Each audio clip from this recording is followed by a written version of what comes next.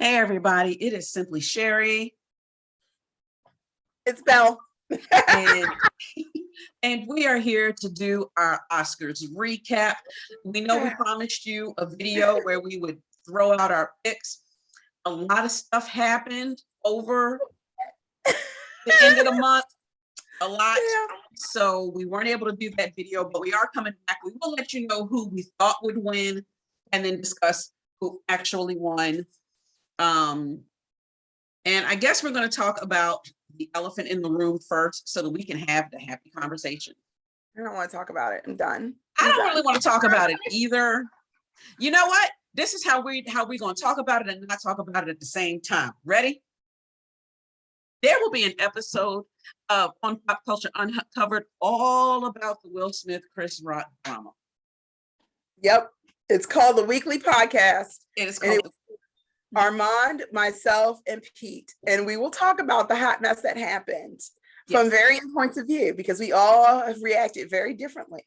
Yes. And all I have to say is none of this would have happened if Chris Rock had kept Jada's name out of his mouth for the last 6 years, really.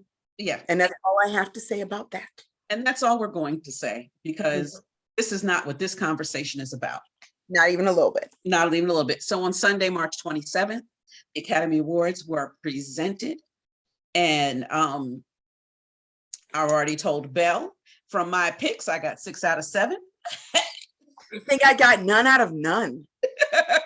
Actually, no, I got 2. I got 2, which were Will and Jessica Chastain. They were the only 2 I definitely got right. You didn't get Encanto? No. Oh, wow. I did get Encanto as well. I did. Okay. But yeah, everything else, I was way wrong. Oh, one thing we will talk about. Let's start here because we only picked in the top 6 categories and then animated feature. We kept it simple for ourselves. Yes, because there was a lot. Because there's a lot of categories and that make a lot of extra films to watch. I did say in our last video that I would make an attempt to watch more of the films. I did, or at least an hour of each of the other films. I did watch an hour of Nightmare Alley, and I did watch an hour of Power of the Dog. And how did that hour treat you? Not well. And I've heard that with the Power of the Dog, it's like one of those movies you have to sit with till the end so that it was beautiful. It was a beautiful film. It just felt dry to me. That is what I've heard a lot of people say. Either it's been one extreme or the other. Either they loved it, Ron, my husband, or they were like, it's beautiful and it's well acted, but it was just hard to get through. Yeah. But no one hated it. It was more, for some people, it took too long to get to the point. And for some people, the pacing was perfect. Yeah. So I just think it's your taste with that one. Nightmare Alley, I hear Guillermo del Toro and I always am interested, and I have to say, I'm getting very tired of there being minimal. Now, the fish movie, Shape of Water, there was Olivia, I'm sorry, no, who just won an Oscar a couple of years back? Oh, geez. Oh my God. Sure. My brain just blanked completely. I can see her. She was in that terrible superhero movie with Melissa McCarthy. Octavia Spencer. Thank you. And so she was in The Shape of Water. But I'm getting a little tired of how white his movies are. I get what you mean.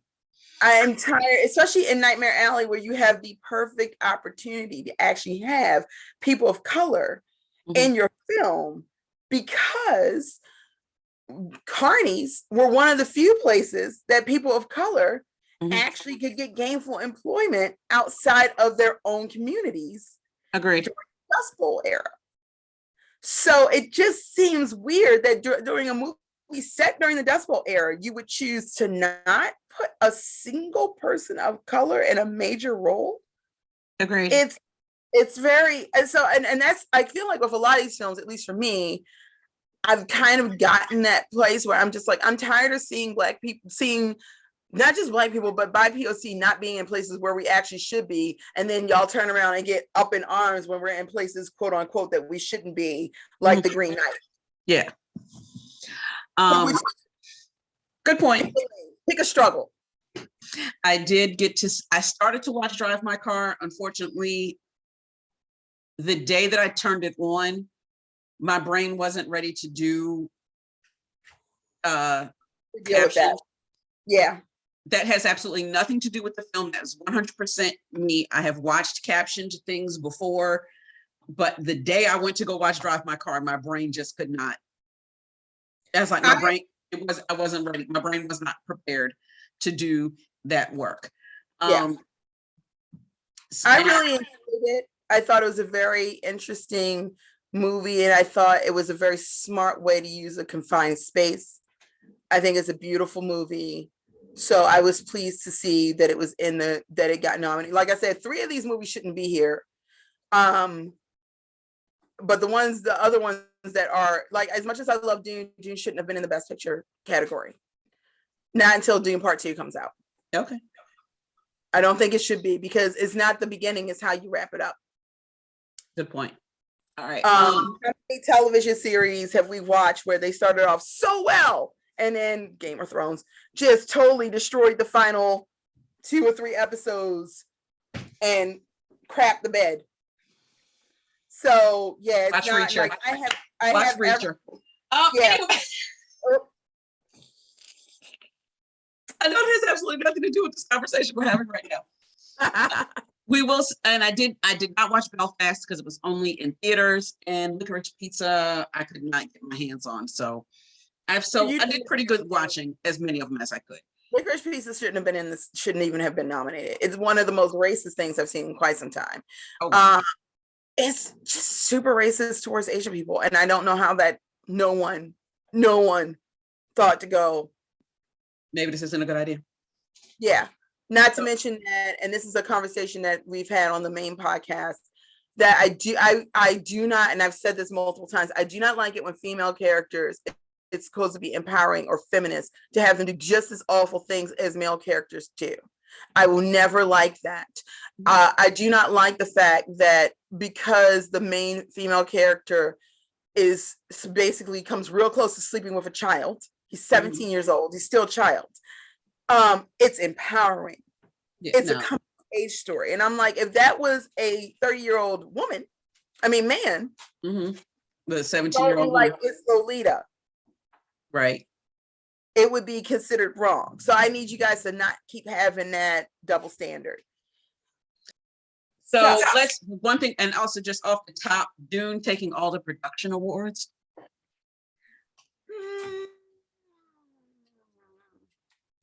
You know, I love that movie. And Cruella for costume, which was it was a movie about fashion, and they understood the assignment. They understood the assignment. I feel like, especially since it had to be completely, as much as I loved the look of Coming to America 2, I still don't know if I like the movie yet. I've watched it 3 times and I'm like, I still don't know if I like it. Watch it next time you watch it. Think of it just as a family reunion, checking in on the family. There are things about it I did not like. Yeah. But overall, as a project, I enjoyed it. Yeah. But with both Dune and with Coming to America, they had so much to pull from what happened previously. Yeah. Cruella, even though yes, you have the aesthetic in 101 Dalmatians, both live action and in the Glenn Close version, you actually really don't see a lot of her outside of the very campy outfits. With this, they really had to pretty much create everything from scratch. With Dune, there's literal intricate, sometimes too intricate descriptions of what everything's supposed to look like in the books. So when somebody has to create something whole cloth like that, I have a much bigger appreciation for something like that. Even with the eyes of Tammy Faye, they could work off of what Tammy Faye Baker and Jen Baker look like and how they dress and the time period. They had to create everything whole cloth for pretty much for Cruella and be inspired by what happened before, but they didn't have so much previous material to pull from. So I think it was very well deserved. The costumes of Cruella are fantastic. Yeah, it was a well-deserved win. And obviously Jessica Chastain's, it wasn't until I heard she opened her mouth. Mm-hmm. And even then I had to keep asking myself, is that Jessica Chastain? Because I couldn't figure out. She's so good in that movie. She absolutely, we'll get ready to get into it, deserved her win. Yeah. But we're going to get into that right now. So we're gonna take it. Oh, sorry, we're both doing that. It's okay. No. So we're gonna take it from the top, or at least the top of our list. Best Picture. Who did you think would take it? I thought because of the momentum, that Power of the Dog would take it. With my second choice being Belfast and West Side Story for the Stephen Sondheim died pity win. Even though West Side Story is terrible. It's just not a good movie. It's beautiful to look at, and the performances are good, but the plot of the movie is very bad. And as Ron has said, the plot of the original story is based on is actually bad. And I'm like, yeah, Romeo and Juliet is the weakest of Shakespeare's plays, and for one that's constantly shoved in my face. And the only version I've ever seen of it that's good is Romeo plus Juliet. The Baz Luhrmann version. Yeah. It's the only version I've ever seen that really got it. So those were my choices, and then Coda came out of nowhere. Hold on. Let me say it. My choices. Yes. Were Coda. I thought then West Side Story was my number 2, and my number 3 is Don't Look Up, because Hollywood loves a movie about something political like that. And very climate changing. So I thought Don't Look Up would have come into the third. So yes. So, and the winner was Coda. And yes, Sherri. I really loved that everybody in the Academy, pretty much everyone that was there actually did it the right way. And it was a little thing, but I loved that. When they won, I'm not gonna lie, I burst into tears. I was so happy. For them. Yeah. My heart was so full, especially just after everything that had happened right before that. I was like, that was beautiful. That was beautiful. And I want to say, of course, that this was Apple's first Oscar nomination and win. First Oscar nomination, first win. And right is it the first win for a streaming service? No, Netflix won for Roma. Right, I forgot. You're right. Netflix won for Roma a couple of years ago. So yes, so only the second. When Steven Spielberg talked all that mess out his mouth about still talking mess, and West Side Story is on Disney Plus right now. For Best Actor. For Best Actor, we have. I said Will Smith for King Richard. My number 2 would have been Benedict Cumberbatch for Power of the Dog. And then my number 3 was Andrew Garfield for Tick, Tick, Boom. My first choice was Will Smith for King Richard. My second choice was Andrew Garfield for Tick, Tick, Boom. And third choice was Benedict Cumberbatch for Power of the Dog. Now, and we will also state at this point going down, no matter what we thought of the movies that we just talked about, all the acting categories, amazing. Anybody could have won, and I would have been happy. Yep. Period, because these are all powerful performances by good actors. And I'm just going to stop there. So I was so pleased by how dense this field was this year, especially after the last, I want to say 5 years, where it's like, how did this person even get nominated? I am so confused. Right. It'd be like four strong performances from strong movies. And then like the hell, where did this person come from? But this was actually, and Will Smith wins for King Richard, which I put on my notes, career award. That's what I said. Same. Because he should have won for Ali or Concussion. Mm-hmm. And that's not taking anything away from his performance in King Richard, which is not as flattering as one would expect it to be. Mm-hmm. It's not and I really appreciate that they do not try to whitewash that this man was using his children as a meal ticket. Yeah. Does he love his kids? Absolutely. But let's not change the fact that he was not the best father. Right. And I really appreciate that they didn't try to cover that up. So, but at the same time, he should have won for previous things. So I'm very pleased that he won, and he won for this. But I also feel like, again, this is his training day. It was one where he won it for something when he should have won it for like 3 other things before this happened. Exactly. And it happens all the time. It happens all the time. When that bright, shiny day comes, when Glenn Close finally gets hers, it will be for all the ones that she should have gotten. The day will come. Glenn, they're going to write you the role. I swear they are. Yeah, because she's given great performances in shitty movies consistently. Yeah. And it's like, can y'all just write her a good performance in a good movie? That would be great. Yes. Help us out. Help us help her. Yeah. Best Supporting Actor. Go ahead with your list. My first choice was Jesse Plemons. Second was Cody Smith McPhee, and third was Syrian Hines. And none of them won. And my first choice, it was funny because I was like, Syrian will win because the momentum behind Belfast, like I said, Belfast and Power of the Dog has such momentum. Mm-hmm. Then that's why I thought Jesse and Cody would cancel each other out, because we see that a lot when two actors are nominated from the same film for Best Supporting Actor. They cancel each other out, and neither of them gets it, which is what happened. But I thought that would be why. And I thought Troy's performance was the best performance, but I didn't think it was going to actually get the acknowledgement. The fact that it was is so amazing to me. And again, another moment where I genuinely was broken up for him. I was just genuinely, I was so happy for him. And I think he absolutely deserved it. I do agree. My list, I pretty much mirrored your picks. And I'm very happy for Troy.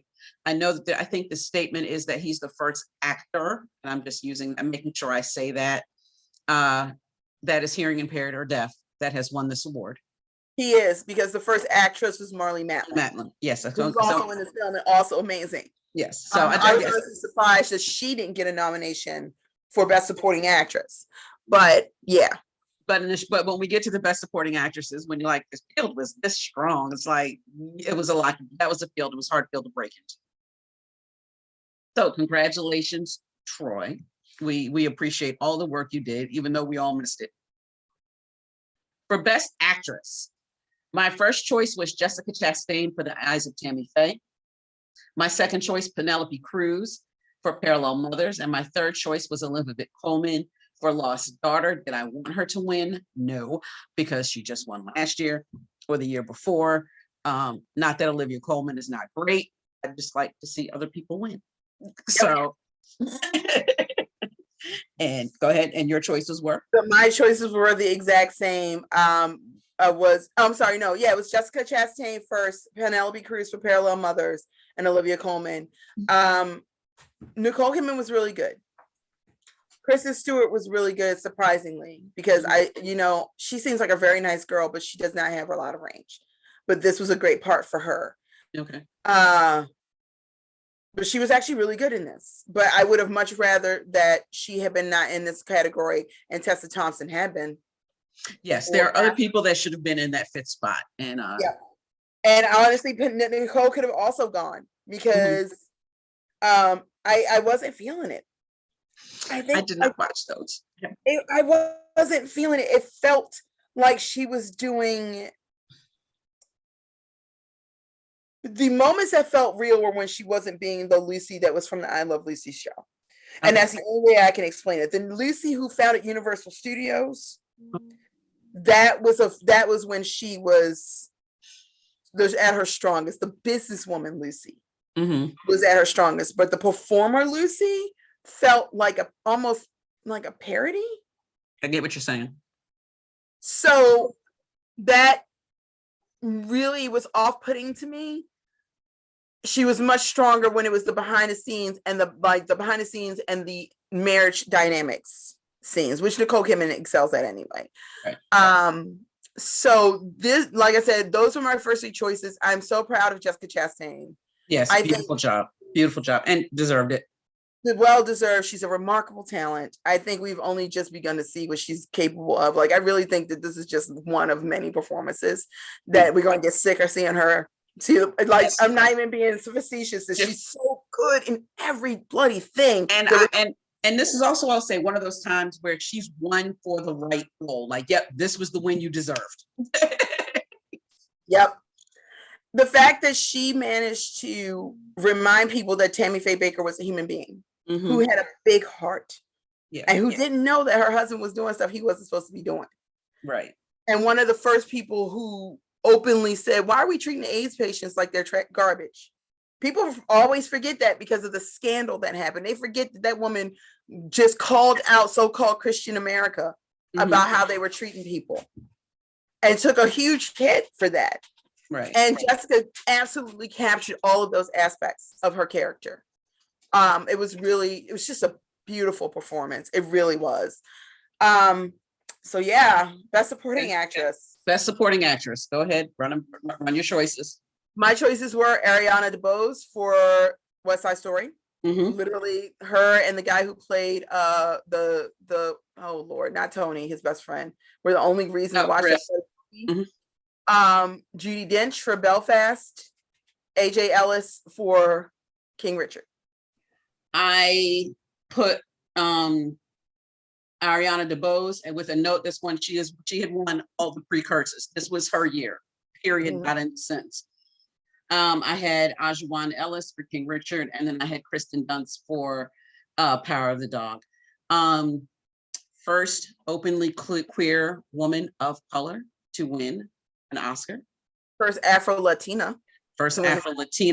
It is sad that in the year of our Lord 2022 that we are still having firsts like this, but okay, but we are still going to applaud because she truly was one of the best things about the film. She was, yeah. And the work she did. She carried that film. Her and the guy who played Riff carried that film on their backs, to be honest. So she absolutely deserved it. And again, I think much like with Jessica Chastain, we're only just beginning to see from her. This is just the tip of the iceberg. Yes. If she has good management, she's already getting that Marvel money. I don't know if you heard. She's been casting in Kraven the Hunter. Oh, nice. So if she has good management and she's discerning about her roles, she's going to have a long career, and we're going to keep seeing her again. I like that. And for everyone, Marvel makes great films. Marvel makes money. Stop punishing Marvel. Yeah, because stop punishing Marvel for making the money. Yeah, That's so hypocritical. It's so hypocritical of them, because the reason that one of these actors can afford to take pay cuts to do independent films is because they're making money off of Marvel and DC. But go on then. Good. Oh, you know what? Boom. There's a reason Tom Hiddleston and Charlie Cox basically gave up their pay for Betrayal on Broadway in the West End so that people could actually come see theater and it not cost them an arm and a leg and their firstborn child. Yeah. Because they got that Marvel money and they can afford it. But go on then. You can't afford, you can't because there's certain things you can do that is considered respectable. And this is a story that I tell often in my poetry community. Yeah, this has probably been 10 years since I've heard George Clooney talk about the fact that there are commercials and projects that he does overseas and in Asia because of the paycheck, because the check is so good. He'll go do this commercial in Tokyo and he'll take that money, put it in his bank account, come home and do a small film because he can afford to. Yep. And that's okay. That's okay with everybody. But they can't do Marvel films without being called, it's not real cinema. Right. Or be called a sellout of some sort. Right. But yet all the very directors who call the Marvel films garbage movies and popcorn movies, and they're not worth, they're not real cinema. Yet y'all all seem to want to work with all the actors who are in them. Yes, because and I'm pretty sure. Wait a minute, and I'm pretty sure, and you probably know the project better than I do because of how we come at Marvel from separate. If Kevin Feige walked up to Martin Scorsese with a gangster Marvel product and the check, Scorsese would do it. You can't tell me that if they decided to move Frank Castle from television to the big screen again and wanted to do it with the exact same cast as the Punisher movie, Scorsese wouldn't jump on that with both feet. That's literally all he makes. Yeah. Are gangster movies, and so and the Punisher is such a layered character. Because people, that's a whole other conversation. We ain't got time for. That's how. Yeah, we talking about the Oscars right now. We having a whole. We have tangented. Our bad. Okay. Best director, and I'm going to say one. Wait a minute, and I'm just going to say it. One of these directors has done a Marvel film. So my first. But he's also one that ain't been talking shit either, and been in two of them. No, people forget that he was in Ragnarok and in the beginning of Endgame. I didn't know he was in those.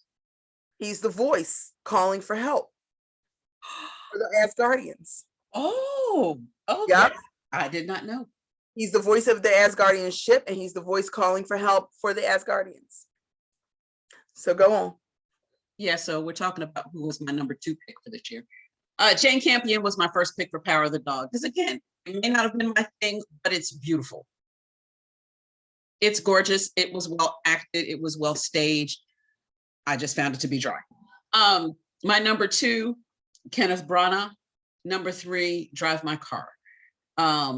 Whose name I cannot pronounce, and I'm not going to butcher it. That is my thing for 2022. I'm going to say this, but I'm sending you a note real quick because we're going to have to chop this up real quick. My choices for best director were Jane Campion, even though, I thought she may have shot herself in the foot running her mouth. She did run her mouth just a little too hard right there. Ran her mouth for no reason. My second choice is Kenneth Branagh for Belfast. And then Ryosuke Hamaguchi for Drive My Car. Was my third choice. So we basically picked the exact same people. Because we did. Should have never even gotten off the ground. Everything about that Licorice Pizza to me is an example of too many people. There's not any people of color in the writing room, and there's P.T. Anderson coast a lot on his previous projects, and being Maya Rudolph's husband, and is starting to get to me to the same place that Tim Burton did, which is it's not enough people around him to say you need to rethink this. Yeah. He's not on the scale Tim Burton was, but he coasts a lot on a lot of previous stuff, and it's really annoying because his animated stuff is also 10 times better than his live action stuff at this point too, which is the other thing. So I'm very pleased that Jane Campion won. First time 2 women back to back. Chloe Zhao last year, Jane Campion this year, so 2 women back to back. That was amazing. I was very pleased for her. I do think that.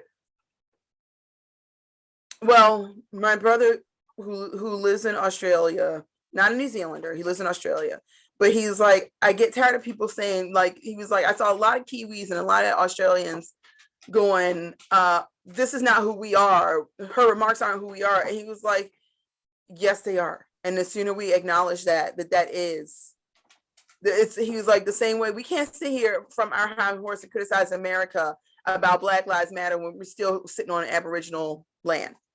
Right. We can't have it both ways. So let's be honest about that. And I pretty much just shout out to my big brother. I love you, Marcus. Because he watches all of these faithfully. Thank you, Marcus. We appreciate it. Our last category, best animated film. I only came up with 2 choices. I said it was either going to be Encanto or Raya and the Last Dragon. Those 2 just seem to be the strongest choices for me. I think I picked, I thought I picked a third one, which was, I picked Encanto. My second was Luca. And then my third was Mitchell versus the Machines. And the reasoning, and I guess I didn't put it in there, the reasoning behind why I didn't pick Raya was, I think it got muddled. I think that it didn't get the release it should have gotten. Mm-hmm. And so I wasn't sure how many people had actually seen the damn movie. Right. And also, to be perfectly honest, compared to Luca and Encanto and Mitchell versus the Mitchells versus, because I'm saying Mitchell, the Mitchells versus the Machines, it's very good. But compared to those, if one of those hadn't come out in the same year, it would be different. But they came out in the same year. So I'm like, this has been the golden age. And Armand made a good point. He was like, this has been a golden age for sci-fi and animation. Agreed. The last 10 years, there's been so much good animation in a way that people have not really understood, like how important that has become. That it's become a golden age that I think he's like, I don't know if we're ever going to see anything like this again. And that being the case, best animated film is so hard to pick any given year. Like Encanto was the clear favorite. And it won, and it deserved. I mean, everyone I know who's seen it, I can't say that, but most of the people who have seen it were like, well, that was triggering.